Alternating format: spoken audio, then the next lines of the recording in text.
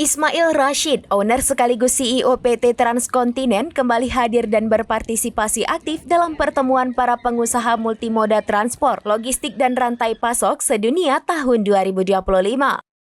Ismail Rashid adalah pengusaha kelahiran Matangkuli, Aceh Utara, yang saat ini memimpin beberapa perusahaan yang bernaung di bawah bendera Royal Group. PT Transkontinent yang memiliki 23 cabang di 17 provinsi di Indonesia, serta 3 cabang luar negeri, yakni di Australia, Filipina, dan Malaysia.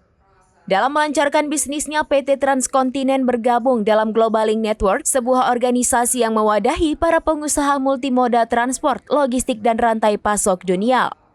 Organisasi ini secara rutin menggelar pertemuan tahunan sebagai ajang silaturahmi, saling bertukar informasi dan membahas berbagai isu dan perkembangan terkini.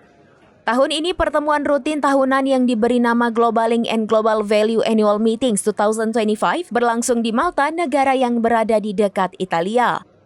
Pertemuan ini berlangsung dari tanggal 7 hingga 10 April 2025, diikuti oleh 275 pimpinan dan staf dari 145 perusahaan yang berasal dari 5 benua. Dalam pertemuan tersebut, para pengusaha kelas dunia ini membahas berbagai hal terkait kondisi perkembangan ekonomi dan persaingan global yang sangat ketat. Ismail Rashid mengatakan di antara isu yang mencuat dalam pertemuan itu adalah terjadinya perang dagang antara beberapa negara maju seperti Amerika dan China, Kanada, dan beberapa negara Eropa. Perubahan teknologi dari konvensional ke digital, serta perkembangan yang berkaitan dengan artificial intelligence juga menjadi salah satu prioritas yang dibahas dalam pertemuan tersebut.